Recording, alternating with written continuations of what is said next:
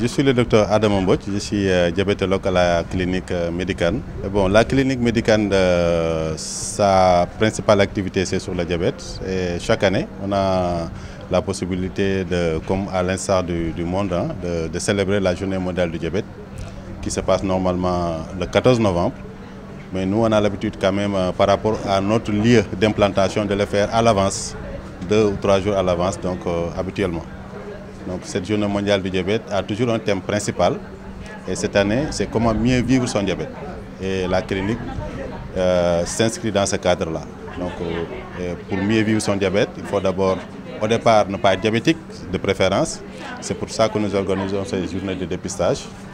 Ces journées habituelles où on reçoit 300-400 personnes pour pouvoir dépister, voir comment donner des recommandations, des conseils par rapport à diabétiques déjà connus, mais également aux non-diabétiques surtout, pour qu'ils ne puissent pas atteindre le diabète, le stade de diabète. Les tranches d'âge sont variables, c'est habituellement des tranches d'âge adultes, habituellement, ce n'est pas les jeunes, c'est entre 30 ans, 40 ans, mais surtout la cinquantaine, soixantaine vers 70 ans. Le message qu'on lance, c'est essentiellement par rapport à comment prévenir pour ne pas atteindre le stade de diabète.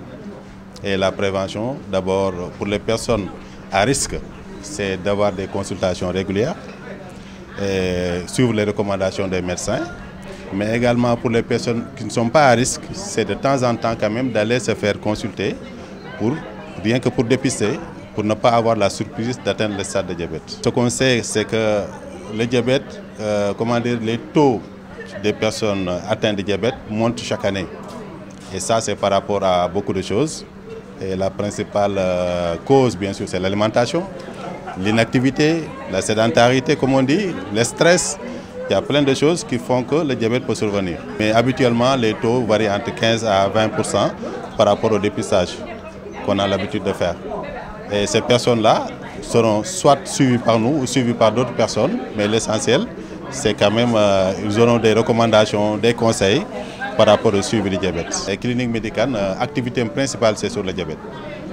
Donc chaque année, nous avons l'occasion de ce qu'on appelle, comme les autres pays du monde, célébrer la journée mondiale du diabète. Et la journée mondiale du diabète, c'est une occasion là pour sensibiliser par rapport au diabète.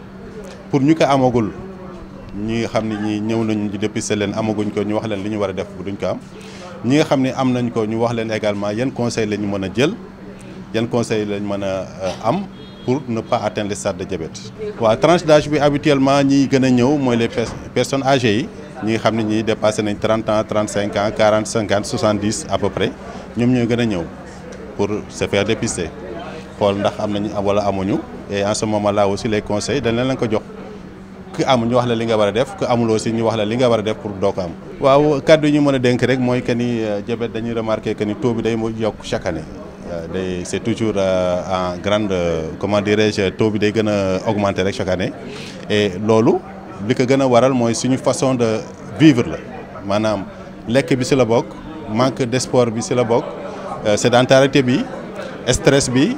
Donc yooyu yëpp ci la bokk donc dañuy war a gën a assainir alimentation bu moytu lu bari suukar moytu lu bari xorom moytu lu bari diw et en même temps di def sport loolu vraiment ça fait partie des premières mesures yoo xam ne soo ko koy def yaakaar na ni diabète du la gaaw a jàpp. ñaanal suñu borom yërëm ko xare ko aljana ni ko rek njaboot gi daal di sàkko clinique Médicane ñoom itamit tey daal nañuy def ay jéego ngir càmbar wér-gu-yaramu askan bi lépp rek ngir xeex jàngoro bi nga xamante ni moom la ñu tuddee diabète ci wàllu googu sax moom njiitu clinique Médicane boobule di Awa Mbow Kane moom sàkku na ci askanu Sénégal ku ci nekk rek mu dem piste yaramam maanaam xool yaram bi ndax it jàngoro boobu bu nekkee ci yow nga teel ko mën a fàcc ci nu mu gën a gaawee moom docteur Adama Mbodj Awa Mbow Kane ci micro ñaaña ka lay waxee.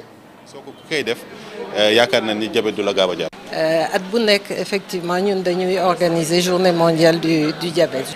dañuy organiser tam dépistage maanaam dañuy seet deretu nit ñi ñëw à jeun di leen joxaale ndekki bu ñu leen dépister ba pare. at bu ne dañuy woo waa Sacré-Cœur 3 VDN pour di leen sensibiliser ci loolu te dañuy teew nag. waaw tranche d'âge bi habituellement ñi gën a ñëw mooy les personnes âgées yi.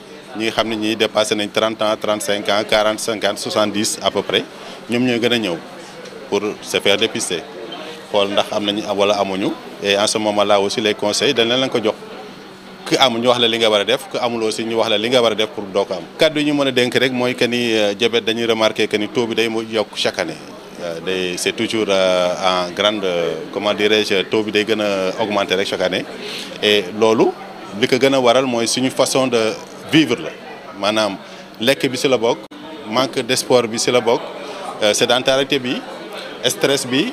donc yooyu yëpp ci la bokk donc dañuy war a gën a assainir alimentation bu moytu lu bari suukar moytu lu bari xorom moytu lu bari diw et en même temps di def sport loolu vraiment ça fait partie des premières mesures yoo xam ni